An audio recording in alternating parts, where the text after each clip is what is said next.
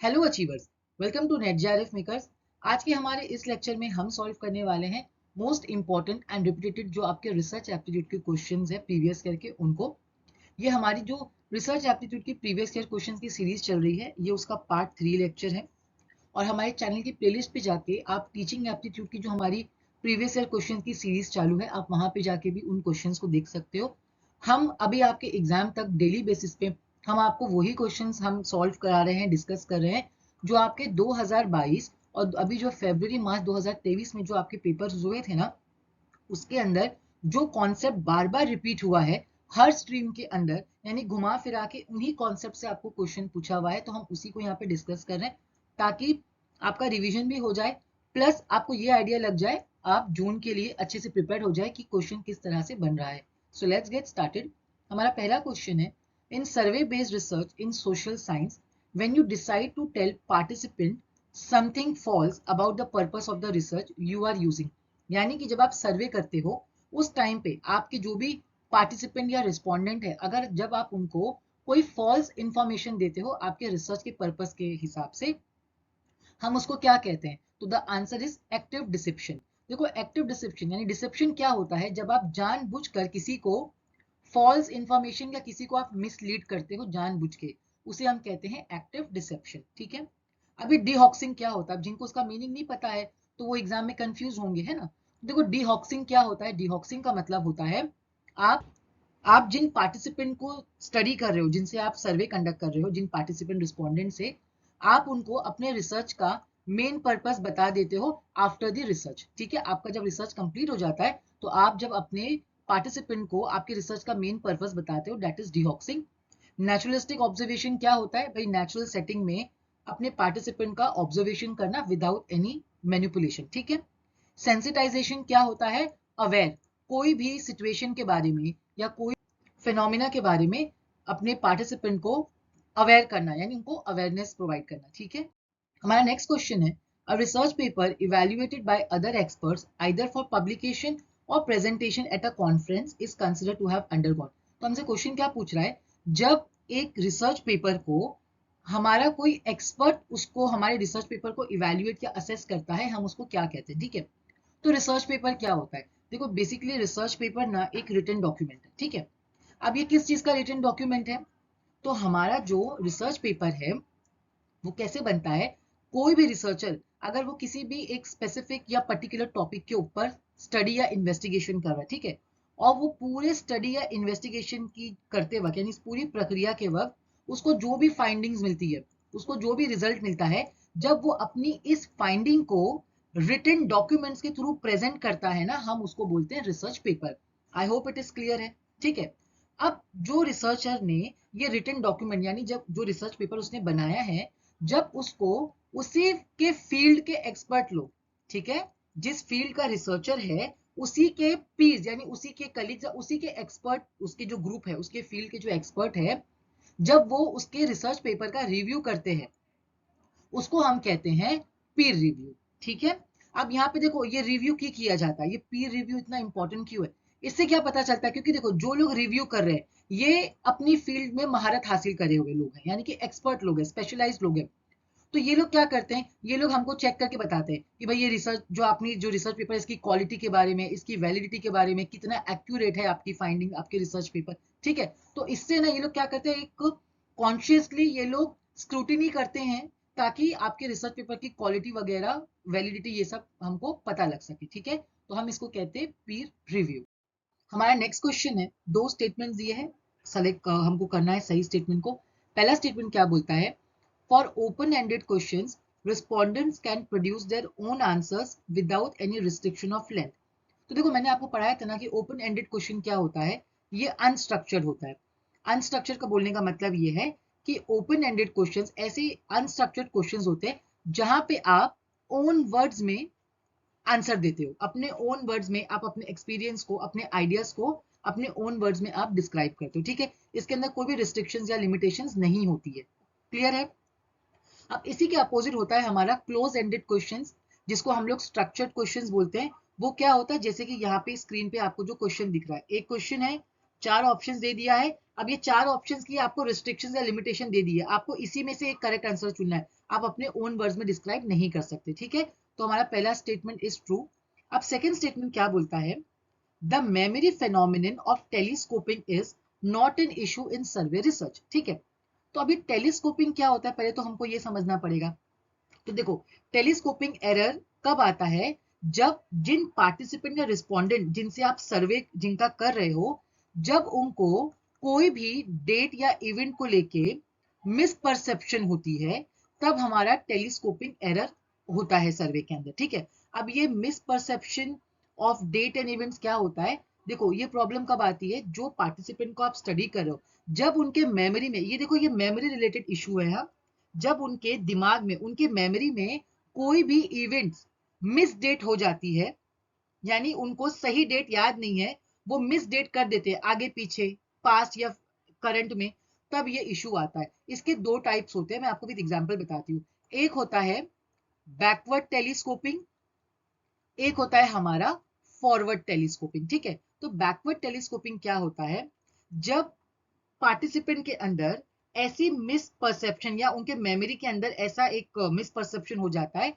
जब मान लो कोई इवेंट अभी करंट में हुआ है, लेकिन उनको वो बात इस तरीके से याद है जैसे वो बात बहुत ज्यादा पास्ट में हुई थी, वो बैकवर्ड चले जाते हैं। ये सिचुएशन इवेंट अभी करंट में हुआ है, लेकिन उनको उनके दिमाग में वो चीज, वो डेट ऐसे याद है जैसे बहुत पहले कभी हुआ था, ठीक है। और फॉरवर्ड टेलीस्कोपिंग का इशू कब आता है, जब कोई भी इवेंट बहुत पास्ट में हुआ हो, लेकिन पार्टिसिपेंट के दिमाग में, मेमोरी में ऐसा है कि नहीं ये तो बहुत ही अभी रिसेंट वाला ही कोई इवेंट हुआ था, वो उसको इस तरीके से डिस्क्राइब करते हैं, ठीक है। देखो जैसे इसका एक बैकवर्ड का एक एग्जांपल हम इससे भी समझ सकते हैं, जैसे मान लो कोई अल्कोहल बहुत यूज करता था, और अभी उसने रिसेंटली अल्कोहल उसने यूज करना पीना छोड़ दिया है, अगर आप उनसे पूछोगे तो वो आपको कैसे, आपको आंसर देंगे कि अरे मैंने तो कब से छोड़ दी। अब कब से का मतलब ये कि 2 ही दिन हुआ है छोड़ के, लेकिन उसको डिस्क्राइब ऐसे करेंगे जैसे बहुत जमाने पहले उन्होंने उसको छोड़ दिए, ठीक है। और फॉरवर्ड का एग्जाम्पल क्या होगा, जैसे मान लो किसी के, कोई फैमिली मेंबर में किसी की डेथ हुई है जो बहुत साल पुरानी, बहुत साल हो गया डेथ होके, लेकिन जब वो उसको नरेट कर रहे हैं, वो इस तरीके से उसको नरेट करेंगे जैसे कल या परसों में ही उनकी डेथ हुई थी। आई होप आपको ये क्लियर। हमारा नेक्स्ट क्वेश्चन है, which of the following are ethical problems in research, यानी कि रिसर्च के अंदर एथिकल प्रॉब्लम्स क्या क्या है, हमको ये गिवन ऑप्शंस में से सेलेक्ट करना है। तो देखो जब भी एथिकल या एथिक्स का नाम आएगा, समझ जाना ये बात करता है प्रिंसिपल ऑफ मॉरल बिहेवियर की, ठीक है, यानी कि मॉरल वैल्यूज की बात करता है। तो अभी हमको बताना है कि इनमें से कौन सा ऑप्शन हमारा जो है मॉरल प्रॉब्लम्स यानी एथिकल प्रॉब्लम्स है रिसर्च के अंदर।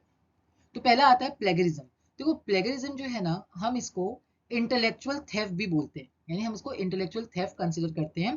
क्यों, इसका कारण ये है, प्लेगरिज्म उसको कहा जाता है जब एक रिसर्चर किसी दूसरे बंदे के काम को या किसी दूसरे बंदे के आइडिया को, जब रिसर्चर अपने रिसर्च में यूज करता है without giving credit, without credit यानी उसको क्रेडिट नहीं देता है, बस उसका काम और आइडिया यूज कर लेता है, तो ये इशू आता है प्लेगरिज्म का। तो ये भी एक एथिकल प्रॉब्लम है, ठीक है। इसके बाद सेकेंड है कॉशन। देखो कॉशन का मतलब क्या होता है, अपने पार्टिसिपेंट को फोर्सफुली पार्टिसिपेंट बनाना, यानी कि डरा के धमका के जबरदस्ती अपने पार्टिसिपेंट को लेना, ठीक है। तो ये भी हमारे एथिकल इश्यूज हैं। फिर सी हमारा ऑप्शन क्या बोलता है, ब्रीच ऑफ कॉन्फिडेंशियलिटी। तो देखो यहाँ पे क्या होता है, आप किसी की भी कॉन्फिडेंशियल इंफॉर्मेशन को ब्रीच करना है ना, यही बोलता है। तो ये सिचुएशन कब आती है, जब रिसर्चर विदाउट कंसेंट, यानी वो जिन पार्टिसिपेंट को उसने सेलेक्ट किया है, जब वो उनकी मंजूरी के अलावा, यानी उनके कंसेंट लिए बगैर, उनकी मंजूरी के बगैर जब वो उनकी इंफॉर्मेशन को डिस्क्लोज करता है, तो ये होती है हमारी ब्रीच ऑफ कॉन्फिडेंशियलिटी, ठीक है। तो हमारा करेक्ट ऑप्शन है यहाँ पे ए, बी एंड सी। अब ये दो चीज जो है बेनिफिशियंस एंड फिडेलिटी, आप इसको भी समझो कभी, क्योंकि ये भी क्वेश्चन में आ सकता है ना कभी। तो बेनिफिशियंस क्या होता है, ये बात करता है कि अपने जब आप रिसर्च, मतलब रिसर्च, अपने रिसर्च के अंदर रिसर्चर को, जो पार्टिसिपेंट को सेलेक्ट कर रहा है ना, उनको मैक्सिमम बेनिफिट प्रोवाइड करे और कम से कम हार्म उनको पहुंचाए, ठीक है, यानी उसके रिसर्च की वजह से उनके जो पार्टिसिपेंट है उनका हार्म नहीं होना चाहिए, ठीक है। एंड फिडेलिटी का मतलब, देखो फिडेलिटी का मतलब होता है अपने पार्टिसिपेंट के साथ ट्रूथफुल रहो, और आपने जो भी प्रोमिसेस करी है उनसे, आप उनको कंप्लीट करो, बी ट्रूथफुल, ठीक है। तो हमारा करेक्ट आंसर है ए, बी एंड सी। हमारा नेक्स्ट क्वेश्चन है, when knowledge becomes replicable and verifiable it is then called, यानी गिवन ऑप्शंस में से हमको ये बताना है कि जब नॉलेज, जो भी नॉलेज है, वेरीफाई का मतलब क्या होता है, टेस्ट करना या प्रूफ करना, है ना। तो जब हम नॉलेज को टेस्ट या प्रूफ कर सकते हैं, जब हम अपनी जो नॉलेज है वो रेप्लिकेबल है यानी कि रिपीटेबल है, तो वो कब होता है, जब वो साइंटिफिक इन नेचर होती है। हम साइंटिफिक इन नेचर की जो चीजें होती है, हम उसी को तो वेरीफाई, टेस्ट या रिपीट कर सकते हैं ना। हमारा नेक्स्ट क्वेश्चन है, हमको दो स्टेटमेंट दिया है, हमको करेक्ट स्टेटमेंट सेलेक्ट करना है। देखो ये जो क्वेश्चन है ना, ये हमारे टाइप्स ऑफ रिसर्च का है, ठीक है। मैंने ऑलरेडी मेरे चैनल पे टाइप्स ऑफ रिसर्च के जितने भी इंपॉर्टेंट टाइप्स है उसको इन डिटेल में विद एग्जांपल कवर किया है। आप उन लेक्चर्स को जरूर देखो, आपको बहुत ज्यादा हेल्प मिलेगी, ठीक है। तो देखो पहला स्टेटमेंट क्या बोलता है, different research design have different advantages. For example, one shot design is known for quick results and efficiency, ठीक है। और सेकंड स्टेटमेंट जो है वो हमको लॉन्गिट्यूडनल डिजाइन के बारे में पूछा है कि अ longitudinal design is to study the same respondents over different period of time and tracks changes over the period of study। तो देखो ये हमारा वन शॉट डिजाइन क्या होता है, मैंने जो आपको पढ़ाया था ना, प्री एक्सपेरिमेंटल डिजाइन, जिसको हम प्री एक्सपेरिमेंटल रिसर्च भी कहते हैं। तो प्री एक्सपेरिमेंटल रिसर्च कब करा जाता है, मेन एक्सपेरिमेंट करने से पहले। जो रिसर्चर का जो मेन एक्सपेरिमेंट होता है ना, उसको करने से पहले जब वो एक प्रिलिमिनरी टेस्ट करता है, एक वो छोटा सा एक्सपेरिमेंट करता है ये देखने के लिए कि जो वो ट्रीटमेंट अपने एक्सपेरिमेंटल ग्रुप के ऊपर लगाने वाला है, क्या वो वर्थ है या नहीं, क्या वो सही है या नहीं, क्या मैं इस ट्रीटमेंट को अपने मेन एक्सपेरिमेंट के वक्त पे ये इस्तेमाल करूंगा तो मुझे ये सेम वैल्यूएबल रिजल्ट देगा या नहीं। तो बेसिकली क्या है, ये एक छोटा सा सैंपल टेस्ट आप बोल सकते हो before conducting the main experiment. तो लॉजिक है ना, जब हम एक छोटा सा सैंपल हम चेक करने वाले हैं, तो उससे क्या होगा, हमको एक क्विक रिजल्ट मिल जाएगा कि whether the treatment which we are using ये सही है या नहीं, ये एफिशिएंट है या नहीं। तो हमारा पहला स्टेटमेंट तो ट्रू है, ठीक है।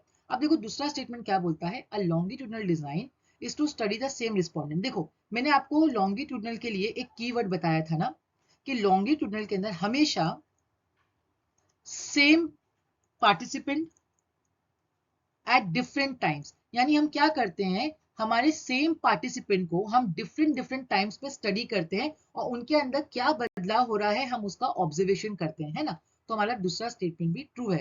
तो हमारे यहाँ पे आंसर क्या होगा, both one and two statements are true. हमारा नेक्स्ट क्वेश्चन है, दो स्टेटमेंट दिया है, हमको करेक्ट स्टेटमेंट को सेलेक्ट करना है, ठीक है। और ये क्वेश्चन जो है ना, ये टाइप्स ऑफ रिसर्च से है, ठीक है। मैंने ऑलरेडी मेरे चैनल पे इन डिटेल में जितनी भी इंपॉर्टेंट टाइप्स ऑफ रिसर्च है मैंने उसको कवर किया है, आप उन लेक्चर्स को जरूर देखो, आपको बहुत ज्यादा हेल्प मिलेगी उससे। अब देखो, अब हम ये क्वेश्चन को समझते हैं। मैंने आपको fundamental, applied research and action research, ये तीनों मैंने एक साथ पढ़ाया था, क्यों, क्योंकि तीनों कनेक्टेड है। देखो फंडामेंटल रिसर्च में क्या होता है, फंडामेंटल रिसर्च के अंदर थियरी डेवलप करी जाती है, यानी कि कोई भी न्यू थियरी या न्यू नॉलेज को रिसर्चर क्या करता है, डेवलप करता है या जनरलाइज करता है, ठीक है, यानी कि एक न्यू थियरी डेवलप करता है। अब अप्लाइड रिसर्च में क्या होता है, अप्लाइड रिसर्च ये एक प्रैक्टिकल एप्लीकेशन है। क्या है ये, प्रैक्टिकल एप्लीकेशन। अब यहाँ पे किस चीज का प्रैक्टिकल एप्लीकेशन होता है, रिसर्चर ने जो फंडामेंटल रिसर्च के अंदर थियरी बनाई है, अप्लाइड रिसर्च में उसी का प्रैक्टिकली एप्लीकेशन किया जाता है, ठीक है। फंडामेंटल रिसर्च के अंदर जो थियरी बनाई जाती है अभी वो सिर्फ थियरी है। अप्लाइड रिसर्च में क्या होता है, उस थियरी को रियल लाइफ सिचुएशन में प्रैक्टिकली अप्लाई करके देखा जाता है, जिससे ये पता चलता है इज इट वर्किंग और नॉट, ओके। अब एक्शन रिसर्च क्या होता है, एक्शन रिसर्च हमारे अप्लाइड रिसर्च का ही एक पार्ट है। एक्शन रिसर्च में हम क्या करते हैं, ये कोई भी इमीडिएट प्रॉब्लम को या प्रिवेलिंग सिचुएशन को सॉल्व करने के लिए करी जाती है, यानी कि इंप्रूवमेंट के लिए।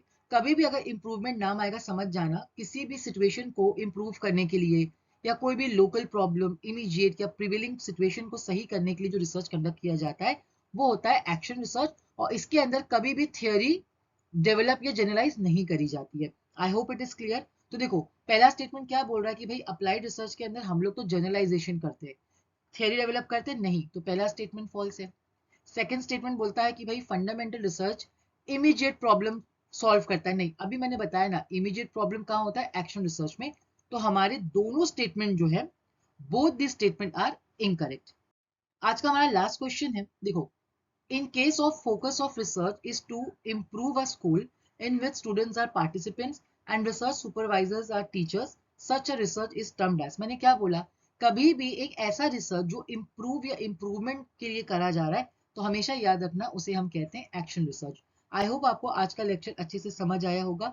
अगर आपको लेक्चर पसंद आया हो, इसे लाइक करें, हमारे चैनल को सब्सक्राइब करें और इसी तरीके से हमारे चैनल के साथ आप बने रहें। Thank you for watching.